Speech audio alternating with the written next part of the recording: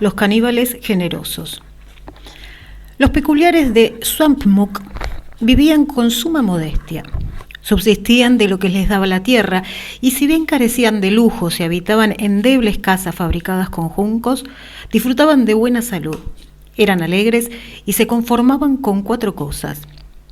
El alimento abundaba en sus jardines, el agua clara corría por sus arroyos, e incluso consideraban sus humildes hogares con lujo innecesario. Porque en Swampmook hacía tan buen tiempo y sus gentes amaban tanto su trabajo que a menudo se tumbaban a dormir en sus ciénagas después de una larga jornada cultivando el lodo. Su momento favorito del año era la época de la cosecha. Trabajando de sol a sol, reunían los más selectos hierbajos que hubieran crecido en la marisma a lo largo de la estación.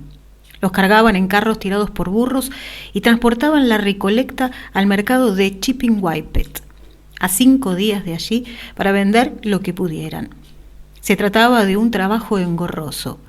Las hierbas del pantano eran muy ásperas y le lastimaban las manos. Los burros tenían malas pulgas y no escatimaban mordiscos. La carretera al mercado estaba sembrada de baches y atestada de bandidos. A menudo se producían lamentables accidentes, como aquel día en que el granjero Pullman, en pleno furor cosechador, le cortó la pierna a su vecino. El susodicho, el granjero Hayworth, se disgustó tanto como cabría esperar, pero los vecinos de Swampmook eran de tan buen conformar que el asunto pronto quedó olvidado. No ganaban grandes sumas en el mercado, pero sus beneficios les bastaban para comprar artículos de primera necesidad, además de algunas raciones de paletilla de cabra. Y con ese manjar especial en el centro de la mesa, celebraban bulliciosas fiestas que duraban varios días.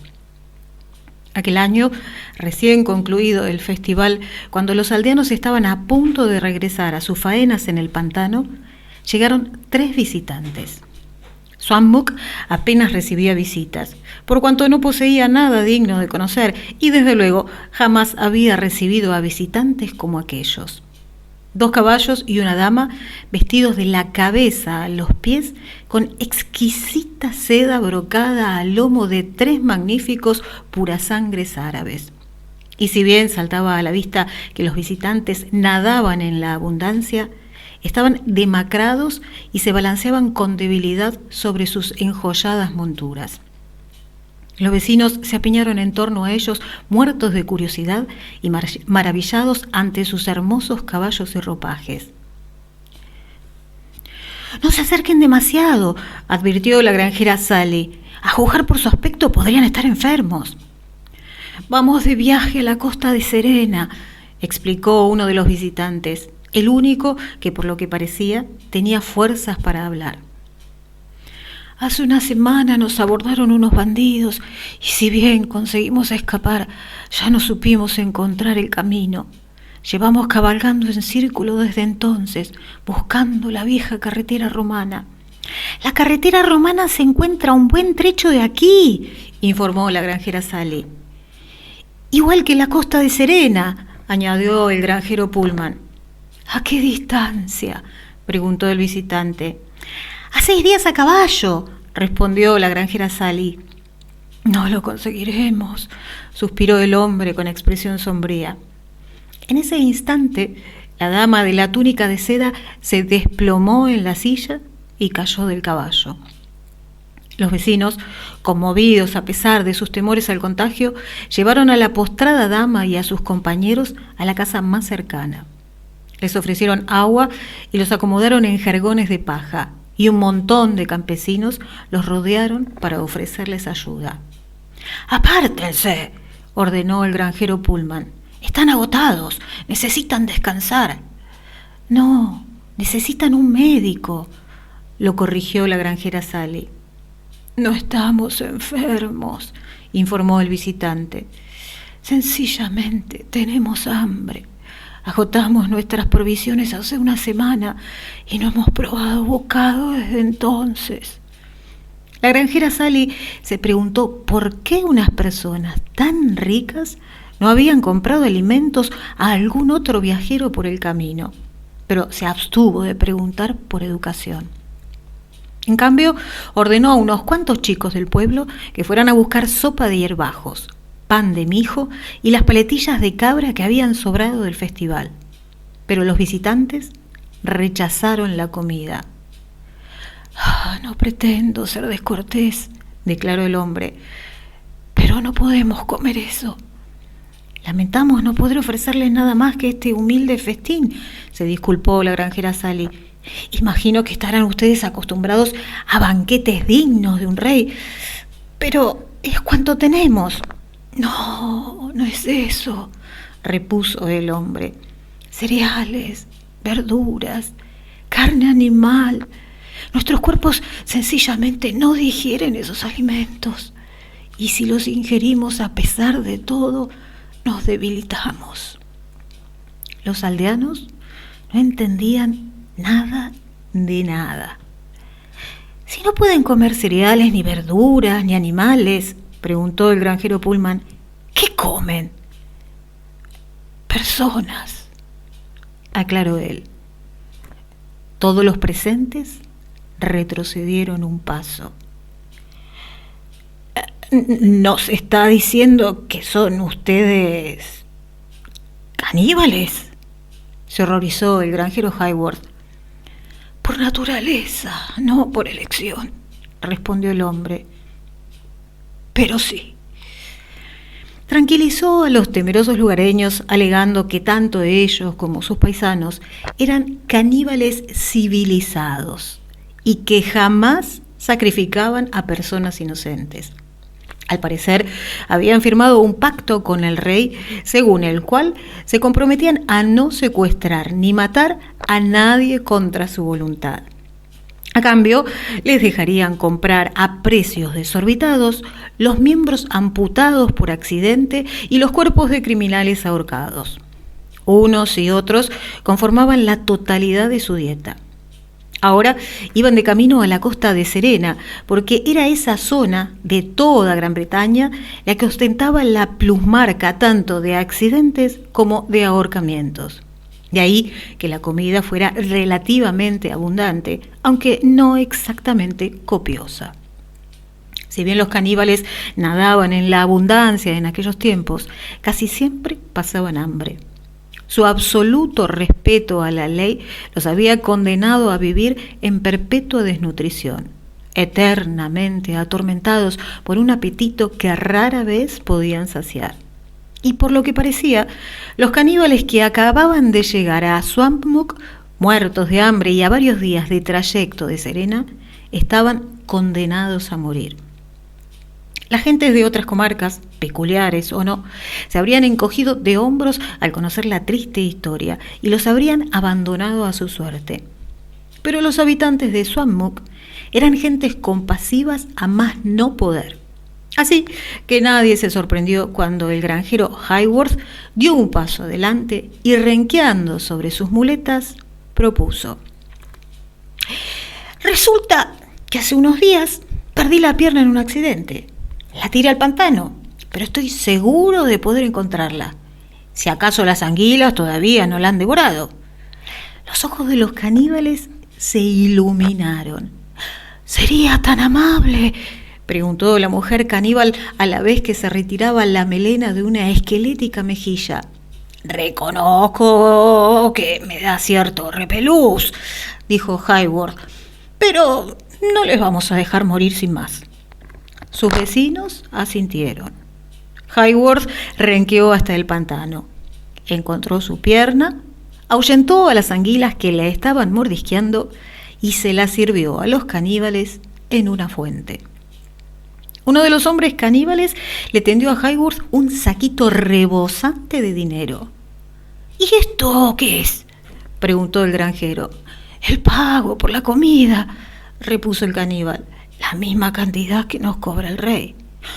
No puedo aceptarlo, rehusó Haworth. Pero cuando intentó devolver la bolsa, el caníbal se llevó las manos a la espalda y sonrió. Es justo, dijo. Nos ha salvado la vida. Los vecinos se retiraron con discreción cuando los caníbales se dispusieron a comer.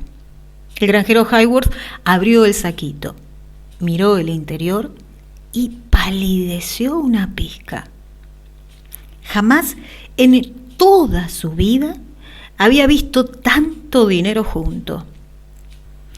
Los caníbales pasaron los días siguientes comiendo y recuperando las fuerzas, y cuando por fin estuvieron listos para reemprender el viaje a la costa de Serena, ahora por el buen camino, al pueblo al completo acudió a despedirlos. Cuando los caníbales vieron al granjero Hayworth, se fijaron en que ya no se ayudaba de muletas. «No lo entiendo», exclamó uno de los caníbales estupefacto. «¿No nos habíamos comido su pierna?» «En efecto», dijo Hayworth, «pero los peculiares de Swanbrook recuperan las extremidades cuando las pierden». El caníbal lo miró con una expresión extraña y se dispuso a decir algo más. Pero luego cambió de idea. Montó en su caballo y se alejó con los otros. Pasaron las semanas. Los vecinos de Swanbrook retomaron su vida normal. Todos menos el granjero Hayworth. Estaba como ausente y pasaba buena parte del día inclinado sobre su palo de escarbar, mirando el pantano. Pensaba en el saquito que había escondido en un hoyo. ¿Qué iba a hacer con tanto dinero? Sus amigos le sugerían una idea tras otra. «Te podrías comprar un armario lleno de hermosos ropajes», propuso el granjero Bettelheim. «¿Y para qué?», replicó el granjero Hayworth. «Me paso el día trabajando en las marismas. Se estropearían». «Te podrías comprar una biblioteca entera de buenos libros», sugirió el granjero Hegel. «Si no sé leer», respondió Hayworth. «Ni yo ni ningún habitante de Swanbrook».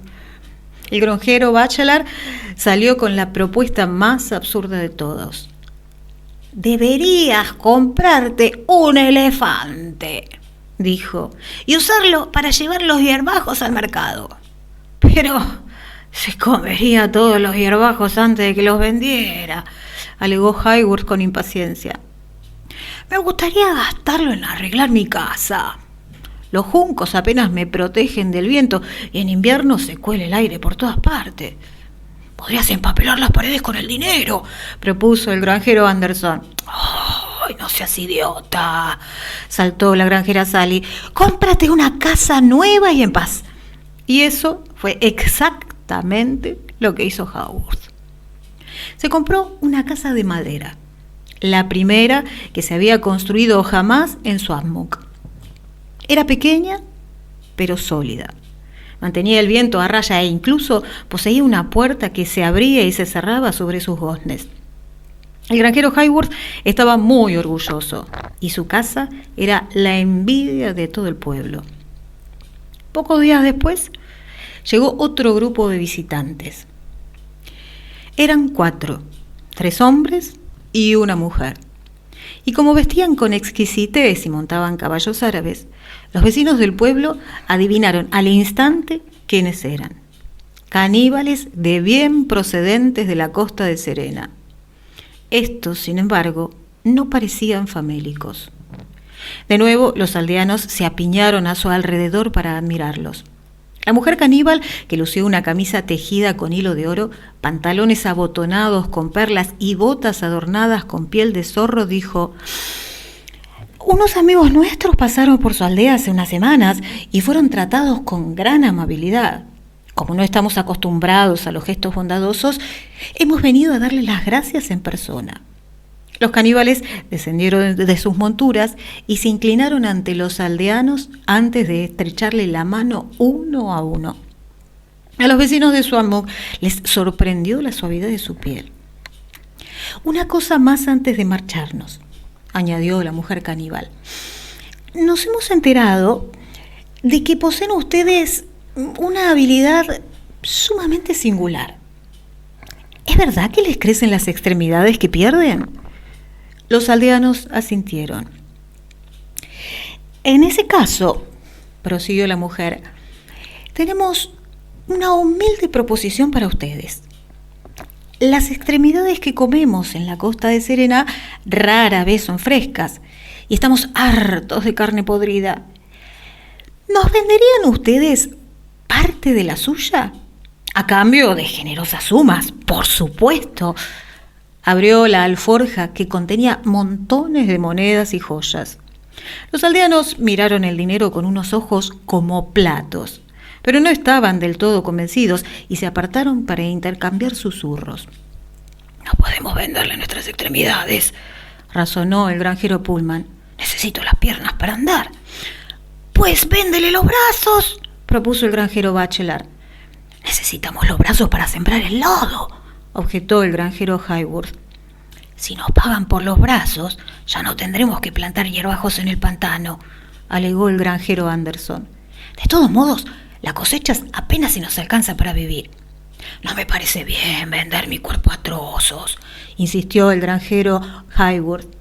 Para ti es fácil decirlo, lo acusó el granjero Bettelheim. Tú ya tienes una casa de madera. Al final, los aldeanos hicieron un trato con los caníbales. Los diestros venderían el brazo izquierdo y los zurdos el derecho. Y volverían a venderlos cuando les hubieran crecido de nuevo. De ese modo, contarían con una fuente fija de ingresos y no tendrían que pasarse el día pingándose de barro ni pasar apuros cuando la cosecha fuera escasa. Todo el mundo se mostró satisfecho con el acuerdo, excepto el granjero Hayworth, que disfrutaba pringándose de barro y no quería que la aldea renunciara a su negocio tradicional, por poco rentable que fuera comparado con la venta de extremidades. Sin embargo, poco podía hacer el granjero Hayworth al respecto. Observó con impotencia cómo todos sus vecinos abandonaban la agricultura, dejaban sus ciénagas en barbecho y se cortaban los brazos. Eran tan peculiares que no les dolía demasiado y las extremidades les crecían con relativa facilidad, como la cola de las lagartijas. Empleaban el dinero obtenido en comprar comida en el mercado de Chipping-Whitehead. La paletilla de cabra se convirtió en un plato diario en lugar de anual, y en construir casas de madera como la del granjero Hayworth. Todo el mundo quería una puerta que girara sobre sus goznes. Claro que sí. Pero entonces el granjero Pullman se construyó un chalet de 2 pisos. Y muy pronto todos se morían por tener chalet de 2 pisos. Y cuando la granjera Sally erigió una casa de 2 pisos con el tejado a 2 aguas, todos hicieron casas de 2 pisos con tejado a 2 aguas también. Cada vez que les crecían los brazos, se los volvían a amputar. Los vendían y empleaban el dinero en mejoras para sus viviendas. Al final, las casas eran tan grandes que apenas quedaba espacio entre un edificio y el otro, y la plaza del pueblo, antes ancha y despejada, quedó reducida a un estrecho callejón.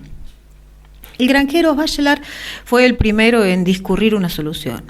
Se compraría una gran parcela de tierra en las afueras de la aldea y mandaría construir una casa nueva en el terreno, aún más grande que la actual, que poseía, por cierto, 3 puertas que giraban sobre sus goznes, 2 pisos, tejado a 2 aguas y porche.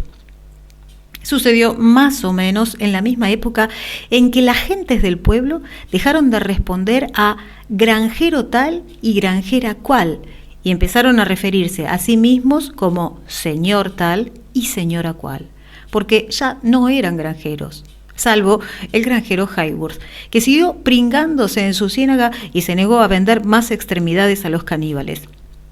Le gustaba su sencilla morada tal como era, insistía, y ni siquiera la usaba a menudo porque todavía disfrutaba durmiendo en el pantano tras una jornada de duro trabajo.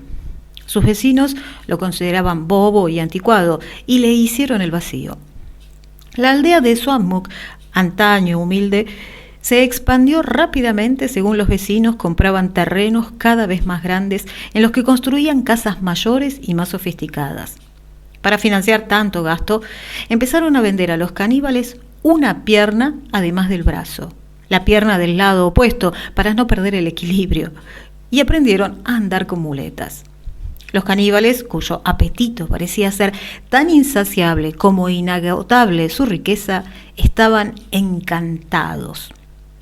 Pero entonces el señor Pullman derribó su casita de madera y la reemplazó por una de ladrillos, lo que provocó una competición entre los aldeanos, empeñados en construir el caserón de ladrillos más grande de todos.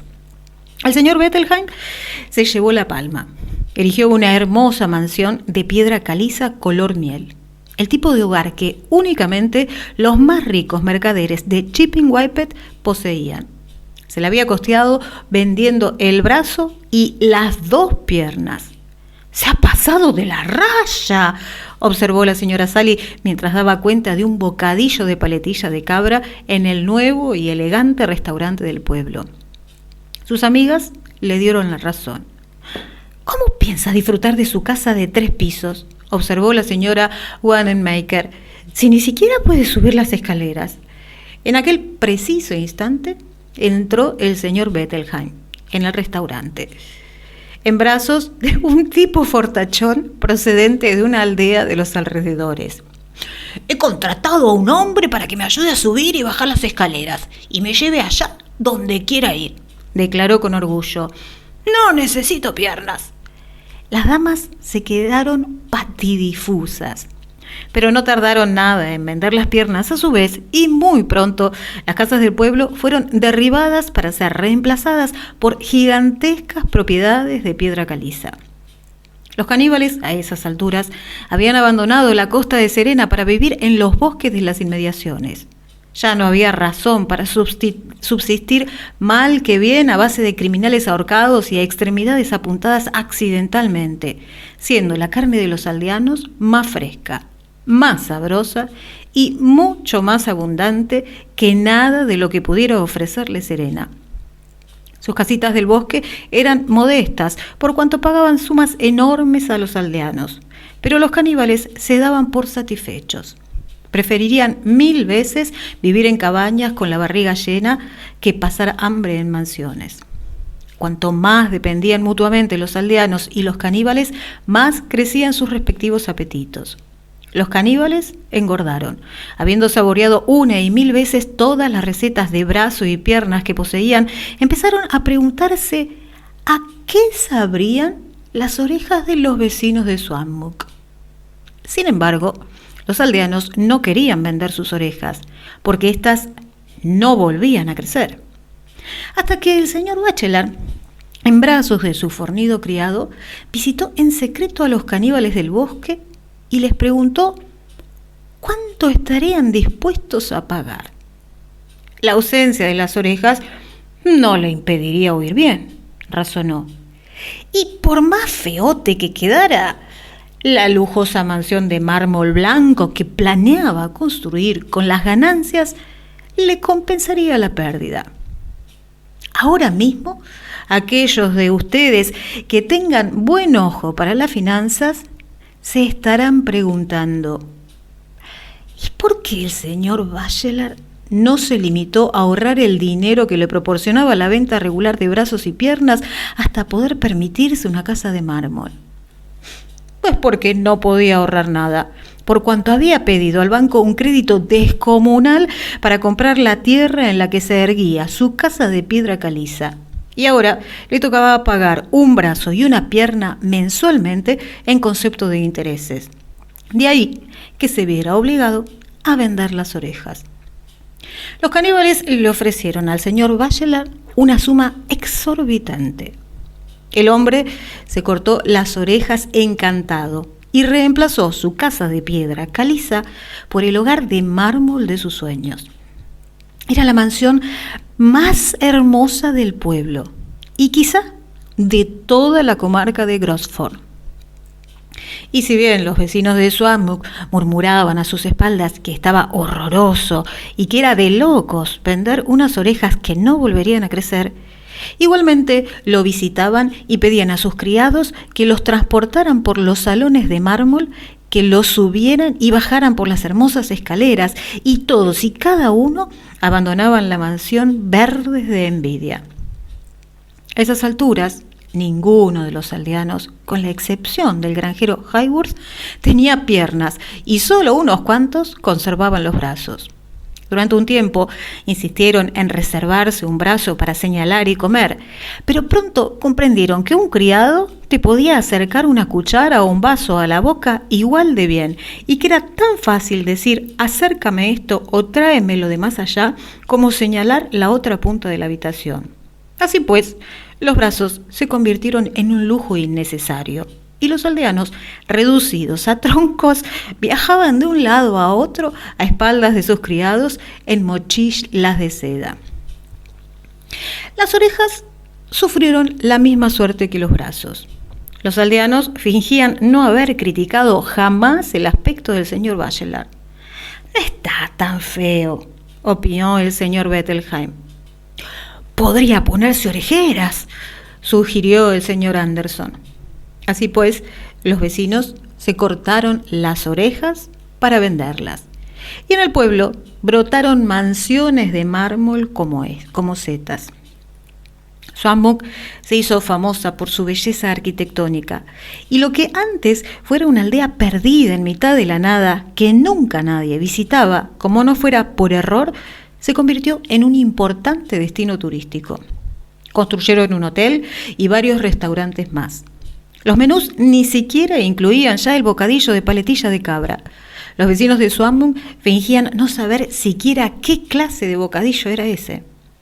De vez en cuando, los turistas se paraban a curiosear la modesta cabaña del granjero Hayworth, con sus paredes de madera y su tejado plano, extrañados del contraste que ofrecía aquel hogar tan humilde con los palacios de alrededor.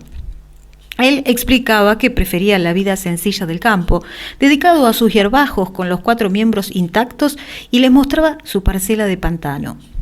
No quedaban más ciénagas en Swanbrook que la suya, porque habían rellenado de tierra todas las demás para seguir construyendo casas. Las miradas del país entero estaban puestas en Swanbrook y sus hermosas mansiones de mármol. A los propietarios de estas les encantaba ser el centro de atención, pero estaban desesperados por destacar de algún modo, por cuanto las casas del pueblo eran prácticamente calcadas. Todos y cada uno deseaban saltar a la fama como el propietario del palacio más bello de Swanbrook, pero empleaban sus brazos y piernas en pagar los intereses de sus descomunales hipotecas y ya habían vendido las orejas. Empezaron a abordar a los caníbales con nuevas ideas. «¿Me concedería un préstamo con mi nariz como aval?», preguntó la señora Salley. «No», respondieron los caníbales, «pero te compraríamos la nariz encantados». «Pero si me corto la nariz, tendré un aspecto monstruoso», objetó ella. «¿Te podrías tapar la cara con un pañuelo?», propusieron. La señora Salley rehusó, y desde la mochila de seda le ordenó a su criado que la llevara a casa. A continuación acudió el señor Bettelheim. «¿Les interesaría comprar a mi sobrino?», susurró mientras su criado propinaba un empujón a un chico de 8 años para que los caníbales lo vieran bien. «Pues claro que no», replicaron estos, y obsequiaron al aterrorizado niño con una golosina antes de enviarlo a su casa. La señora Salley regresó pocos días después. «Bien», accedió con un suspiro, «les vendo mi nariz». La había reemplazado por una postiza fabricada en oro, y con el dinero obtenido construyó una enorme cúpula dorada sobre su palacio de mármol. Seguro que ya han adivinado lo que sucedió a continuación. El pueblo completo vendió la nariz y mandó construir cúpulas doradas, torreones y torres en sus mansiones. Luego vendieron los ojos, solo uno por cabeza, y emplearon las ganancias en construir fosos alrededor de sus casas, que llenaron de vino y de peces tan exóticos como borrachos. Alegaron que la visión binocular era un lujo en cualquier caso, necesaria para lanzar y atrapar cosas, algo que, careciendo de brazos, ya no podían hacer. Y un solo ojo les bastaba para apreciar la belleza de sus hogares. Ahora bien, Puede que los caníbales fueran civilizados y respetasen la ley, pero tampoco eran unos santos. Vivían en chozas del bosque y cocinaban en fogones de campamento, mientras que las gentes del pueblo habitaban mansiones y palacios atendidos por criados. Así que los caníbales se mudaron a las casas de los aldeanos. Había tantas habitaciones en los inmensos palacios que los vecinos de Swanmung tardaron un tiempo en darse cuenta, pero cuando por fin se percataron, se enfandaron. «Nunca dijimos que pudieran vivir con nosotros», protestaron. «Son repugnantes caníbales que se alimentan de carne humana. Vuelvan al bosque». «Si no nos dejan vivir en sus casas», replicaron los caníbales, «dejaremos de comprarles carne y regresaremos a Serena. Si lo hacemos, no podrán pagar los créditos y lo perderán todo».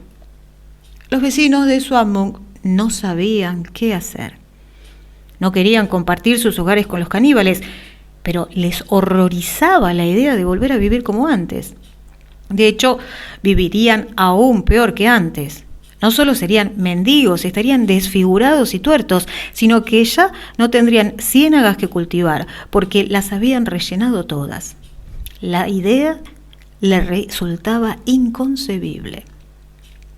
A regañadientes accedieron a que los caníbales se quedaran.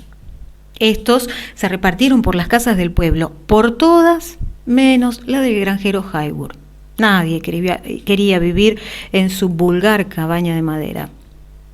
Se apoderaron de las habitaciones de matrimonio y de los dormitorios más grandes y obligaron a los aldeanos a ocupar sus propios cuartos de invitados, algunos de los cuales ni siquiera tenían baño privado. El señor Bachelor tuvo que trasladarse al gallinero. El señor Anderson se mudó al sótano. Era un sótano muy bonito, pero un sótano de todos modos. Los aldeanos se quejaban sin parar del nuevo arreglo. Al fin y al cabo, aún conservaban la lengua. «Los tufos de su carne asada me ponen mala», protestó la señora Sally a sus caníbales. «Los turistas no paran de preguntar quiénes son y me muero de vergüenza», le gritó el señor Pullman a los suyos, irrumpiendo en el estudio donde leían tranquilamente. «Si no se marchan, le diré a la policía que han secuestrado niños para rellenar los quichés que cocinan», amenazó el señor Bettelheim. «Las quichés no se cocinan, se hornean», lo corrigió su caníbal, un español muy culto llamado Héctor. «Me da igual», vociferó el señor Bettelheim, rojo de rabia. Al cabo de varias semanas en este plan, Héctor decidió que no podía soportarlo más. Le ofreció al señor Bettelheim hasta el último céntimo de su fortuna a cambio de la lengua. El señor Bettelheim no rechazó la idea de plano. Sopesó cuidadosamente los pros y los contras. Sin lengua no podría quejarse ni amenazar a Héctor. Por otro lado, con el dinero que el caníbal le había prometido, podría construir una segunda vivienda en su propiedad y mudarse allí, lejos del caníbal. Y en ese caso, ya no tendría motivo de queja. ¿Y quién más poseería no uno, sino 2 palacios de mármol coronados por sendas cúpulas doradas? Ahora bien, si el señor Bettelheim le hubiera pedido consejo al granjero Hayworth, su viejo amigo le habría dicho que no aceptase la oferta del caníbal. «Si los humos de Héctor te molestan, vente a vivir conmigo», le habría ofrecido Hayworth. «En mi casa hay sitio de sobra». Sin embargo, el señor Bettelheim le había retirado el saludo al granjero Hayworth, al igual que al resto del pueblo. Así que no preguntó. Y aunque lo hubiera hecho, el granjero Bettelheim era tan orgulloso que prefería vivir sin lengua que en la triste cabaña de Hayworth. Así que Bettelheim fue en busca de Héctor y le dijo: «Bueno». El caníbal sacó el cuchillo de trinchar que siempre llevaba colgado del cinto. «¿Sí?» «Sí», confirmó Bettelheim. y sacó la lengua. Héctor llevó a cabo el sacrificio. Rellenó la boca de Bettelheim con algodón para detener el sangrado. Llevó la lengua a la cocina, la frió en aceite de trufa con un pellizco de sal y se la comió. Luego cogió todo el dinero que le había prometido a Bettelheim, se lo entregó a los criados y los despidió. Sin extremidades, sin lenguas y muy enfadado, Bettelheim gruñía y se retorcía en el suelo. Héctor lo recogió, lo trasladó al exterior y lo ató a una estaca en una zona fresca del jardín trasero. Le proporcionaba agua y comida 2 veces al día y Bettelheim daba brazos y piernas como si fuera una vid para que Héctor se los comiera. El caníbal sentía una pizca de lástima por Bettelheim, pero no demasiada. Al cabo de un tiempo se casó con una buena chica caníbal y juntos crearon una familia caníbal que se alimentaba del peculiar del jardín trasero. Y aquel fue el destino de los vecinos de Swanmuck, de todos menos del granjero Hayworth, que conservó sus extremidades, vivió en su casita y cultivó hierbajos como llevaba haciendo toda la vida. No molestó a sus nuevos vecinos y tampoco estos lo molestaron a él. Hayworth tenía cuanto necesitaba, al igual que ellos, y vivieron felices por siempre jamás. Ramson Rice.